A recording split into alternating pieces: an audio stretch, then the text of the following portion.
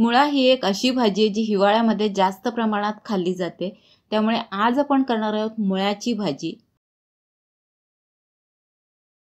आणि ही मुळ्याची भाजी मी स्वच्छ धुतली, त्याचबरोबर कट करून पण घेतली।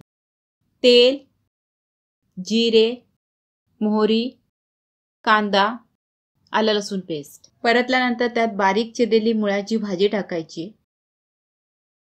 वरून खालून थोडी परतून घ्यायची आणि 3 ते 4 मिनिटं शिजू द्यायची।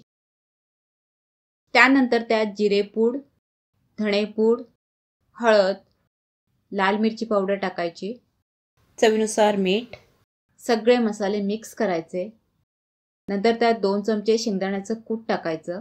2-3 मिनिटांसाठी भाजी पुन्हा शिजू द्यायची। पालेभाज्या ह्या लवकर शिजतात, त्यानुसार ही भाजी आपली शिजलेली आहे।